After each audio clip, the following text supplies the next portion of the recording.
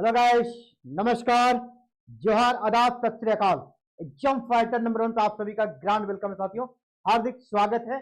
और अभी हम लोग जीपीएससी जैक पेपर 2 में हिस्ट्री की क्लास कर रहे हैं और हिस्ट्री की क्लास में हम लोगों ने मौर्य काल को पढ़ना शुरू कर दिया है। और कल जो क्लासेस हुई थी जहां पे हमने स्टार्टिंग के चंद्रगुप्त मौर्य के बारे में जाना, बिंदुसार के बारे में जाना, और इसके बाद जो शासक है और मौर्य वंश का सबसे महान शासक, और इंक्लूडिंग अगर कहूं तो सिर्फ मौर्य वंश का नहीं बल्कि इंटायर एंशिएंट इंडियन हिस्ट्री का, पूरे प्राचीन भारत का ग्रेटेस्ट रूलर है ना, जिसको अशोका द ग्रेट कहा जाता है, अशोक महान कहा जाता है। और सिर्फ भारत में ही नहीं बल्कि पूरे विश्व इतिहास में ये अपना स्थान रखते हैं। आज उसी सम्राट अशोक के बारे में जानेंगे, ए टू जेड इनका कार्यकाल के बारे में जानेंगे, आरंभिक जीवन के बारे में जानेंगे। यहां से प्रश्न आते हैं और आपको यह भी बता दूं, अशोक का इतिहास में महत्व है उसके अभिलेखों के कारण। अभिलेखों से जुड़ा हुआ सेशन हमने कर दिया है, इससे जुड़ा हुआ वीडियो आपको हमारे प्लेलिस्ट में मिल जाएगा। अगर आपको पूरा सिस्टमेटिक चाहिए, नहीं हमको वीडियो भी चाहिए, पीडीएफ नोट्स भी चाहिए, प्रैक्टिस सेट भी चाहिए, इसके लिए सबसे बेस्ट प्लेटफॉर्म है हमारा एप्लीकेशन जिसका नाम है एग्जाम फाइटर नंबर 1। इसका लिंक हमने इस वीडियो के डिस्क्रिप्शन में डाल दिया है। इस लिंक को क्लिक करके ऐप को डाउनलोड कर लीजिएगा। ऐप पर सारी क्लासेस चल रही है, live classes, recorded classes, PDF notes, practice set, everything वहां पे आपको मिल जाएगा। अगर आपको ऐप से जुड़ा हुआ कोई भी दिक्कत हो, ऐप को डाउनलोड करने के बाद इस नंबर पे कॉल कर लीजिएगा 40154। ठीक है, ये नंबर है, इस पे कॉल कर लीजिएगा। ठीक है, ये तो रही इंपॉर्टेंट इन्फॉर्मेशन। नंबर बता दो 7541840154। लास्ट में कितना है 154। आई थिंक वो कलर नहीं दिख रहा है, मैं इसे कर दूं 154। ठीक है, दिख रहा है, तो इस पर आपको कॉल करना है। और चलिए अब क्लासेस को शुरू करते हैं। आज हमारा टॉपिक क्या रहेगा? अशोका द ग्रेट, मौर्य साम्राज्य और नहीं पूरे भारतीय इतिहास का सबसे महत्वपूर्ण शासक। आरंभिक जीवन पे नजर डालते हैं, फ्लैशबैक आपका ऑब्जेक्टिव के दृष्टिकोण से महत्वपूर्ण। सबसे पहले अशोक का जन्म कब हुआ था? 304 ईसा पूर्व में इसका जन्म हुआ था। 304 ईसा पूर्व में। वंश मौर्य वंश, किसका पुत्र था ये? बिंदुसार का, यानी पिता हो गया बिंदुसार। दादा कौन हो जाएंगे? ऑफकोर्स उसके फादर जो थे चंद्रगुप्त मौर्य, यानी एक प्रभावशाली वंशज था, इनका प्रभावशाली वंश का संतान था, तो दादा हो गए चंद्रगुप्त मौर्य। इसके बाद माता जी का नाम कहीं कहीं आपको धर्मा मिलता है और कहीं कहीं सुभद्रांगी मिलता है। दोनों ही नाम ऑप्शन में नहीं मिलने वाला है, एक ही दोनों में से कोई मिलेगा, तो ऐसे लिख लीजिएगा धर्मा ऑब्लिक सुभद्रांगी। इनके माता के नाम में थोड़ा डाउट है इतिहासकारों के बीच में, इसलिए धर्मा या सुभद्रांगी दोनों में से कोई एक इनकी माता थी। कभी कभी कहा जाता है नहीं सुभद्रांगी का नाम ही धर्मा था, धर्मा का नाम ही दूसरा सुभद्रांगी था, ये भी हो सकता है। ठीक है, लेकिन आपको दोनों का नाम याद रखना है। प्रारंभ में अशोक उत्तराधिकार के इस फाइट में था ही नहीं। उत्तराधिकार का जो स्ट्रगल चला, संघर्ष चला, इसमें ये दावेदार नहीं था, लेकिन अपने कुशाग्र बुद्धि और अपने ताकत और अपने महत्वाकांक्षी विचारों के कारण यह सफल रहा और दावेदार बना। और ऐसा वैसा नहीं बल्कि पूरे मौर्य वंश का सबसे महान शासक बना। और आज भी इनके प्रमाण है, इनकी योग्यता के आज भी प्रमाण है इसके अभिलेखों के माध्यम से। बाल्यावस्था और आरंभिक जीवन पर अगर नजर डालें तो बचपन से ही तीव्र बुद्धि का था, साहसी था और साथ ही महत्वाकांक्षी भी था। कठोर और अनुशासन प्रिय था, थोड़ा नेचर से कठोर था, है ना, सॉफ्ट, इसको तो इमोशनल उतना नहीं था। अनुशासन प्रिय था, डिसिप्लिन में रहने वाला व्यक्ति था। बौद्ध ग्रंथों में इसके बारे में जो कहा गया इसको समझिए, क्योंकि अशोक ने बौद्ध धर्म अपना लिया था बाद में, इसीलिए बौद्ध ग्रंथों में इसके बारे में बहुत कुछ उल्लेख किया है। तो देखिए बचपन में ये उग्र स्वभाव का था ना, बहुत जल्द ये आवेश में आ जाता था, इसीलिए बौद्ध ग्रंथों में से चंड अशोक कहा गया है। क्या क्या कहा गया है? चंड अशोक, या कहें कि चंडाशोक भी मिलेगा। ठीक है, चंडाशोक भी इसे कहा गया है। क्यों? क्योंकि यह बचपन से थोड़ा उग्र स्वभाव का था, इसीलिए। अगर हम इसकी ऐतिहासिक पृष्ठभूमि को देखेंगे, इनके वंश को, तो थोड़ा हम लोग फिर से फ्लैशबैक पे चलते हैं। मौर्य वंश की जब स्थापना हुई तो आपको पता है मौर्य वंश की स्थापना चंद्रगुप्त मौर्य ने की थी। तो मौर्य वंश जो इसका अपना वंश था उसकी स्थापना हुई थी 322 ईसा पूर्व में। इसके दादाजी चंद्रगुप्त मौर्य ने मौर्य वंश की स्थापना करी थी। और चंद्रगुप्त मौर्य का जो कह सकते हैं पूरा दिमाग था वह किसके निर्देश पर काम करता था? चाणक्य, जिसका दूसरा नाम कौटिल्य था। इसके ये प्रधानमंत्री थे। इसी के सलाह पर इसने नंद वंश के शासक घनानंद को पराजित किया। उनके मार्गदर्शन में मौर्य वंश की स्थापना की। बिंदुसार जो इनके फादर थे अशोक के, उसके समय में भी मौर्य साम्राज्य जो है ना काफी उन्नति के मार्ग पर था। हालांकि उसने नया क्षेत्र नहीं जीता, ठीक है, बिंदुसार के समय साम्राज्य इसने नहीं जीता, लेकिन कुछ इतिहासकार जैसे कि यहाँ पे कहा जा रहा है दक्षिण तक विस्तार किया था, 16 राज्यों को जीता। ये कौन कहते हैं? ये तारानाथ कहते हैं। एक इतिहासकार है तारानाथ। तारानाथ का ये कथन है कि नहीं, दक्षिण भारत के 16 राज्यों को बिंदुसार ने जीता था। और कोई भी इसका प्रूफ नहीं देता है, लेकिन तारानाथ सिर्फ इसको लिखते हैं, इसलिए इतिहास में विशेष महत्व नहीं है। लेकिन आपको ये अगर पूछा जाए 16 राज्यों का विजेता किस मौर्य शासक को कहा जाता है, तो बिंदुसार का नाम आप तारानाथ के कह सकते हैं वर्णन के आधार पर लिख सकते हैं, ठीक है। और उसको आपको प्रश्न ये रहेगा भी कि बिंदुसार को 16 राज्यों का विजेता कौन सा इतिहासकार मानता है, तो तारानाथ, ठीक है। इसीलिए कहा गया दक्षिण तक। मान लीजिए अगर ये सही था तो दक्षिण तक साम्राज्य का विस्तार किया। उत्तर भारत में तो था, उसमें कोई शक नहीं। यूनानी स्रोतों में बिंदुसार को अमित्रोचेटस कहा गया है, ये हमने पिछले क्लास में भी देखा है। अब आखिर देखा जाए तो इसको क्या क्या मिल गया। इसको जब ये गद्दी पे आए तो इसको मिला क्या? अशोक को, सम्राट अशोक को एक शक्तिशाली राज्य मिला, ठीक है। विरासत में एक शक्तिशाली राज्य मिला, केंद्रीकृत प्रशासनिक व्यवस्था मिली और एक मजबूत सैन्य शक्ति मिली। इसको आगे लेकर इसे जाना था। बखूबी ये आगे लेकर गए, और आगे लेकर नहीं गए बल्कि इसे और चमका दी, है ना। मौर्य वंश को पूरे विश्व के परिप्रेक्ष्य में इसने चमका दिया, पूरे विश्व का नजर इस ओर आया। अगर हम अशोक के आरंभिक जीवन की बात करें, है ना, तो इसके बारे में जो जानकारी मिलती है, कुछ महत्वपूर्ण स्रोत है जो कि विदेशी स्रोत है और देशी स्रोत है, वहां पे अशोक के बारे में जानकारी मिलती है। तो प्रारंभिक जीवन के बारे में 2 ग्रंथ है, दीपवंश और महावंश। दीपवंश और महावंश ये बौद्ध ग्रंथ है। ये भी बता दूं, ये क्या है? बौद्ध धर्म से जुड़ा हुआ ग्रंथ है। बौद्ध, ये बौद्ध धर्म से जुड़ा हुआ ग्रंथ है, ठीक है। बौद्ध धर्म से जुड़ा हुआ ग्रंथ। आपसे ये पूछा जाएगा दीपवंश और महावंश किस धर्म से जुड़ा हुआ ग्रंथ है? बौद्ध धर्म। इससे भी हमें अशोक के बारे में जानकारी मिलती है। एक संस्कृत में ग्रंथ है अशोकावदान, अशोकावदान, ये संस्कृत में है, लेकिन ये भी बौद्ध ग्रंथ ही है, इसकी भाषा संस्कृत है। इससे भी हमें अशोक के बारे में जानकारी मिलती है। ये सब अशोक के बारे में जानकारी का प्रारंभिक पुस्तक है, जिसको आपको याद करना है। अगर इसकी प्रारंभिक छवि के बारे में जाने तो प्रारंभिक छवि, जैसे हमने पहले भी कहा, बचपन से थोड़ा उग्र था और महत्वाकांक्षी था। बचपन से उग्र था, बाद में चलकर ये महत्वाकांक्षी हो गया, है ना। बहुत कुछ करने का जो इच्छा रहता है तो उसको महत्वाकांक्षी बोलते हैं। अपने जीवन कर सकते शासक बनने से पहले ये राज्यपाल हुआ करता था, ठीक है। कहाँ का? तक्षशिला और उज्जैन का राज्यपाल रह चुका था।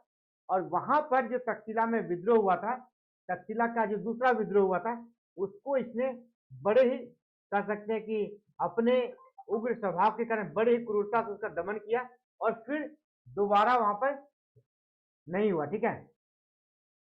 दोबारा फिर वहां पे विद्रोह हुआ नहीं।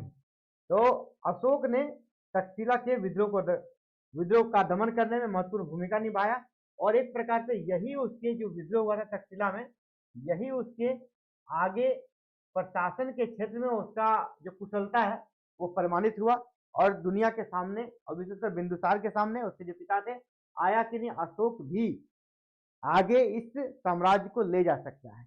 इसका प्रमाण उसने तक्षशिला में दिया, क्योंकि बिंदुसार जब थे उस समय, जब बिंदुसार शासक थे मौर्य वंश के, उस समय ये राज्यपाल हुआ करते थे अशोक, कहाँ के? तक्षशिला के।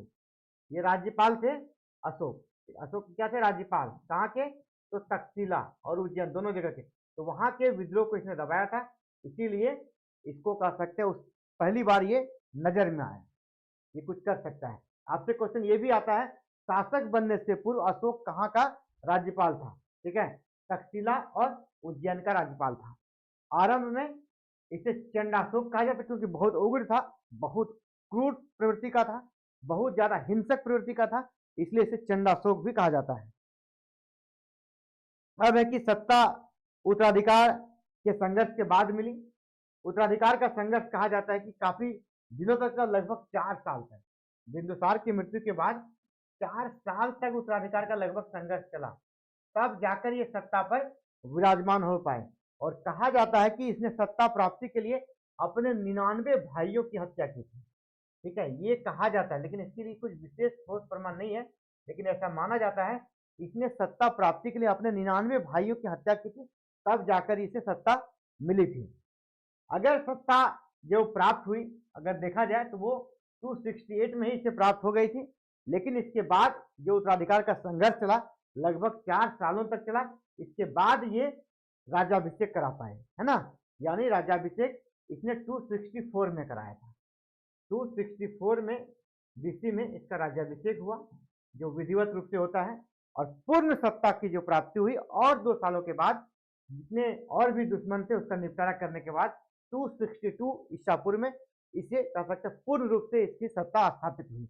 इसके बाद ही आपको पता है 261 में इसने कलिंग पर अटैक किया, क्योंकि अब ये पूर्ण रूप से स्थापित हो गए, तो इसे लगा कि नहीं, हमें अपने साम्राज्य का और ज्यादा विस्तार करना चाहिए। और उस समय कलिंग, जो कि उड़ीसा में ही, वर्तमान उड़ीसा में एक बहुत ही मजबूत और स्वतंत्र राज था, जो कि मौर्य वंश को एक प्रकार से चुनौती देता था। उसको लगा कि नहीं, अब हमारे मौर्य साम्राज्य का अधीन होना चाहिए। तब इसने 261 में एकमात्र अपने जीवन में अशोक ने एकमात्र लड़ाई लड़ी, कलिंग अभियान, और इतना भयानक और इतना रक्त रंजित लड़ाई था, इसके बाद इसका हृदय परिवर्तन हो गया। एकमात्र लड़ाई लड़ी थी इसने कलिंग युद्ध, कलिंग में। तो चलिए अब कलिंग युद्ध के बारे में बात कर लेते हैं और कलिंग युद्ध को डिटेल से देखते हैं। कलिंग युद्ध कब हुआ था? 261, जब ये सत्ता में पूर्ण रूप से स्थापित हो गए, इसको लगा कि अपने साम्राज्य का विस्तार करना चाहिए। तो 261 बीसी में, ईसा पूर्व में, इसने कलिंग पे अटैक किया। और कलिंग कहाँ है? वर्तमान आपका उड़ीसा। ठीक है, वर्तमान उड़ीसा। और इसके बारे में जानकारी कहाँ से मिलती है, कलिंग युद्ध के बारे में जानकारी? तो इनका जो अभिलेख है, ठीक है, इनका जो अभिलेख है अशोक का अभिलेख है 13वां अभिलेख। अशोक का 13वां अभिलेख से कलिंग युद्ध के बारे में जानकारी मिलता है। पूरा डिटेल्स उसमें कलिंग युद्ध का ही स्पेशल लिखा है। तो कलिंगा वॉर कब हुआ? 261 बीसी में। जानकारी कैसे मिलती है? तो 13वां अभिलेख से, अशोक का जो 13वां अभिलेख है उससे ये जानकारी मिलती है कलिंग युद्ध के बारे में। पूरा डिटेल्स, ये जो अभिलेख है सिर्फ कलिंग युद्ध का ही इसमें वर्णन किया गया पूरे विस्तृत तरीके से। ठीक है, भयानक युद्ध हुआ था। और इस युद्ध के बाद जिस प्रकार रक्त रंजित वहां पे माहौल बना, खून की नदियां बही, अशोक का हृदय परिवर्तित हो गया और वो बौद्धिस्ट बन गया। ये युद्ध हुआ था 261 बीसी में, याद रखिएगा डेट को। कलिंग युद्ध सम्राट अशोक के जीवन का कह सकते एक प्रकार से निर्णायक, और भारतीय इतिहास के दृष्टिकोण से, मौर्य वंश के इतिहास के दृष्टिकोण से भी यह एक निर्णायक घटना थी कि जो शासक युद्ध और युद्ध ही चाहता था, युद्ध से वो शासक बना, उत्तराधिकार का लंबा संघर्ष किया, अपने 99 भाइयों की हत्या की, शासक बना, इसके बाद उसने साम्राज्य विस्तार का नीति अपनाया और युद्ध और भयानक युद्ध लड़ा, इसके बाद उसने युद्ध नीति को त्याग दिया, है ना। ये एक निर्णायक मोड़ है। यह युद्ध केवल एक राजनीतिक विजय नहीं था, बल्कि भारतीय इतिहास में नैतिक चेतना का मोड़ था कि वह शासक कैसे इतना बदल सकता है जो हिंसा में यकीन करता था, जिसका नाम ही था चंडाशोक, यानी प्रचंड कर सकते हिंसा में रहने वाला व्यक्ति अचानक से नैतिकता की बात करने लगा। यानी नैतिक चेतना का मोड़ था भारतीय इतिहास का, क्योंकि इसके बाद वो बौद्धिस्ट हो गए। और यहाँ पर अब हम लोग जानेंगे उसका हृदय परिवर्तन हुआ और उसने जो धर्म अपनाया, उस धर्म के बारे में भी आगे हम लोग देखेंगे। ठीक है, तो फिलहाल यहाँ जान लीजिए कि जो कलिंग का युद्ध हुआ था 261 बीसी में होता। कलिंग वर्तमान कहाँ है? वर्तमान उड़ीसा में है। किस नदी के किनारे हुआ था? तो दया नदी के किनारे हुआ था। और दया नदी में कहा जाता है खून की नदियां बहती थी, है ना। जब सैनिकों को मारकर फेंक दिया जाता था, वहां पानी नहीं बल्कि नदियों में खून बहा करती थी। इस तरह का कह सकते वहां पर रक्तपात हुआ था। 13वां प्रमुख शिलालेख है जो इस युद्ध के बारे में पूरा डिटेल वर्णन करता है, अशोक का 13वां शिलालेख। ये भी पूछा जाएगा आपसे, किस शिलालेख से कलिंग युद्ध का वर्णन मिलता है। अगर हम कलिंग युद्ध के कारणों पर जाएं तो कुछ कारणों पर भी विचार करते हैं। कलिंग युद्ध का कारण क्या था? सबसे पहला, इतना विशाल मौर्य साम्राज्य जिसका कि हिंदू कुश तक विस्तार था, और बीच में एक छोटा सा राज्य अपने आप को स्वतंत्र रखा हुआ था कलिंग, है ना। और इसके शासक थे पद्मनाभन, कलिंग के शासक थे पद्मनाभन, याद रखिएगा उस समय कलिंग के जो शासक थे पद्मनाभन थे। पद्मनाभन अपने आप को स्वतंत्र रखे हुए थे, तो इसको ये अच्छा नहीं लगा और कलिंग पे अटैक कर दिया। राजनीतिक कारण था ये, ठीक है, राजनीतिक कारण था और भविष्य में खतरा भी था। इसके साथ ही सामरिक दृष्टिकोण से क्या होता है ना, साम्राज्य का पूर्वी तट से संपर्क नहीं था। पूर्वी तट से के बीच में आपको पता है उड़ीसा का है, उड़ीसा भारत के पूर्वी तट में है और विदेशी व्यापार के लिए पूर्वी तट तक पहुंच आवश्यक था और ये कलिंग के कारण पूर्वी तट से संपर्क इनका स्थापित नहीं हो पा रहा था। ये राजनीतिक कारण ये भी था। बंगाल की खाड़ी तक पहुंच बहुत ही आवश्यक थी विदेशी व्यापार के लिए उस दृष्टिकोण से, इसलिए राजनीतिक कारण था। या तो अगर व्यापार को भी नहीं देखें तो लोग अटैक भी कर सकते थे, है ना, कलिंग का यूज करके कोई विदेशी शक्ति भी आक्रमण कर सकती थी, वो कलिंग तक पहुंच सकता था। पद्मनाभन के सहयोग से वो विदेशी शक्तियां कलिंग तक आती और कलिंग से फिर मौर्य साम्राज्य के अंदर आ जाती। तो ये राजनीतिक दृष्टिकोण से, सामरिक दृष्टिकोण से अशोक को पसंद नहीं आया, इसीलिए पहला ये कारण था अटैक करने का, ठीक है। दूसरा कारण चलते हैं, जैसे हमने कहा कि आर्थिक कारण था, आर्थिक कारण था व्यापार के दृष्टिकोण से। अगर ये इलाका उसके अधीन आ जाता है तो क्या होता है ना, जब समुद्री व्यापार पर उसका नियंत्रण हो जाता है, दक्षिण पूर्व एशिया से संपर्क हो जाता और संपर्क होने से जो आयात निर्यात का इनका जो आर्थिक दृष्टिकोण से महत्वपूर्ण क्षेत्र था, समुद्री किनारे था, बंदरगाह शहर था, ये उनको फायदा होता, इसलिए दूसरा कारण था ये। तीसरा कारण सामरिक दृष्टिकोण से, जैसे कि कलिंग क्या था, एक स्वतंत्र था, शक्तिशाली गणराज्य था और मौर्य सुरक्षा के लिए खतरा था। अपना तो था ही, ये खुद ही शक्तिशाली था, हालांकि मौर्यों के कंपेयर में कम था, लेकिन अगर विदेशी शक्तियां इसके साथ मिल जाती तो ये फिर बहुत बड़ा खतरा था मौर्यों के लिए। तो सामरिक दृष्टिकोण से भी ये खतरा था, इसलिए अशोक ने यहाँ पर अटैक किया। अशोक के अटैक का कारण क्या था, इस युद्ध का कारण क्या था, इस पर हम लोग बात कर रहे थे। अब थोड़ा इस युद्ध के बारे में थोड़ा हम लोग हल्का फुल्का शॉर्ट में इसका जो घटनाक्रम है उस पर भी हम लोग बात करते हैं, है ना। अब इसके घटनाक्रम पर बात करते हैं। युद्ध का वर्णन, डिस्क्रिप्शन ऑफ द वॉर। युद्ध देखिए आरंभ अत्यंत ही भीषण और रक्त रंजित तरीके से हुआ, क्योंकि अशोक का ये पहला युद्ध था, सत्ता बहुत मुश्किल से मिली थी और वह अपने आप को प्रमाणित करना चाहता था। गजब ही विध्वंसक तरीके से उसने युद्ध लड़ा और कहा जाता है कलिंग में एक भी पुरुष नहीं बचा। इतना रक्त रंजित माहौल बना कि एक भी मेल सैनिक भी नहीं बचा। अंततः वहां की महिलाएं, स्त्रियां निकल गई युद्ध करने के लिए और यह सब देखकर अशोक द्रवित हो उठा, है ना। यानी बच्चे बिलक रहे थे, बच्चे भी हाथ में हथियार लेके, नाबालिग बच्चे, महिलाएं, और नगर का जो विध्वंस हुआ और महिलाएं जब युद्ध में उतर गई, इन सभी को देखकर ना, जो मार्मिक दृश्य था, इसको देखकर अशोक का हृदय परिवर्तित हो गया। अशोक का हृदय परिवर्तित हो गया। इसके बाद अशोक ने युद्ध नीति को त्याग दिया और 13वां शिलालेख जो है ना अशोक का, उसमें वर्णन है, उसमें संख्या भी बताया गया है कि लगभग इस युद्ध में 13वां शिलालेख में कलिंग युद्ध का वर्णन है, जहां पर कहा गया लगभग 1 लाख लोग मारे गए थे इस युद्ध में, 1.5 लाख लोग बंदी बनाए गए, विस्थापित की संख्या तो इससे काफी गुना ज्यादा थी।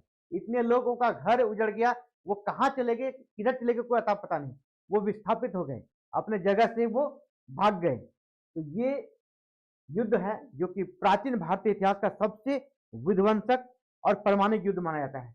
इस युद्ध को ना प्राचीन भारत का सबसे विध्वंसक और प्राचीन और परमाणिक, परमाणिक यानी प्रूफ है ना, 13वां शिलालेख अभी भी सुरक्षित है, जिसमें इस युद्ध का वर्णन है, वो शिलालेख अभी भी सुरक्षित है। और शिलालेख किसने लिखवाया, अशोक ने, जिसने इस युद्ध को लड़ा उसने ही अभिलेख लिखवाया, तो इसीलिए ये प्रमाणिक है, प्रूफ है, ठीक है।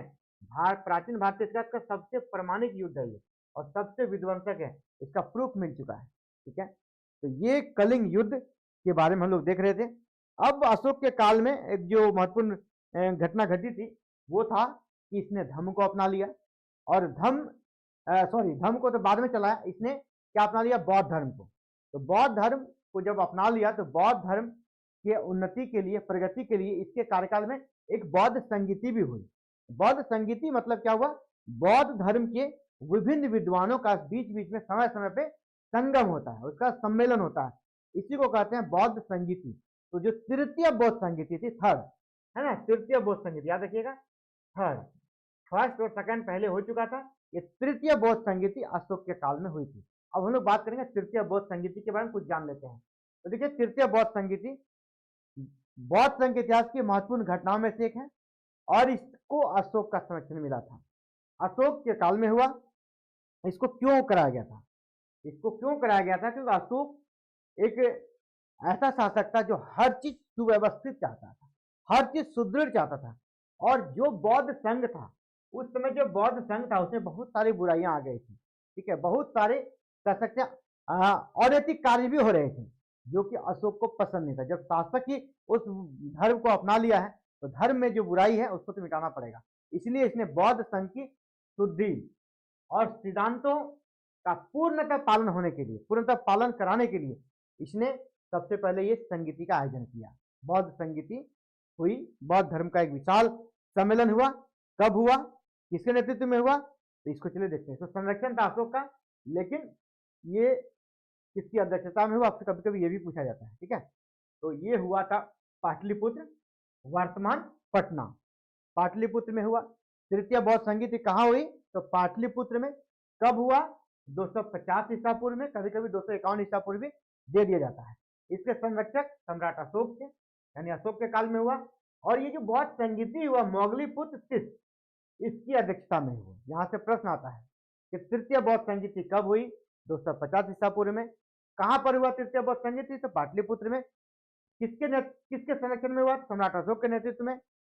इस बौद्ध संगीति यानी तृतीय बौद्ध संगीति की अध्यक्षता किसने की, तो मोगलीपुत्र तीस, याद रखिएगा मोगलीपुत्र तीसरा ने इसकी अध्यक्षता की थी। ये चारों से ऑब्जेक्टिव क्वेश्चन बनेगा, देख लीजिएगा। अगर इसमें और एक चीज पर अगर हम ध्यान दें तो जैसे 250 ईसा पूर्व में हुआ, तो अशोक के शासन काल के कितने वर्ष में यह बौद्ध संगीति हुई थी, ये भी पूछा है। तो 17वां से 18वां वर्ष, अशोक के शासन काल के 17वां से 18वां वर्ष में इस बौद्ध संगीति का आयोजन हुआ था। इस चीज को आप याद रखिएगा। अब देखिए, अब जब बौद्ध संगीति हो गया तो इसने क्या किया, अपने बौद्ध धर्म को था संरक्षण दिया और बौद्ध धर्म के प्रचार के लिए इसने क्या किया, अपने दूत अलग अलग क्षेत्रों में भेजे, विदेशों में भी भेजे। अपने बौद्ध धर्म प्रचारक को इसने विदेशों में भी भेजा। इसमें क्वेश्चन आता है किसे कहाँ भेजा, ये पूछा जाता है, ठीक है। तो इसके कुछ जो धर्म प्रचारक थे उसका नाम आपको याद रखना है। जैसे महेंद्र को इसने श्रीलंका भेजा।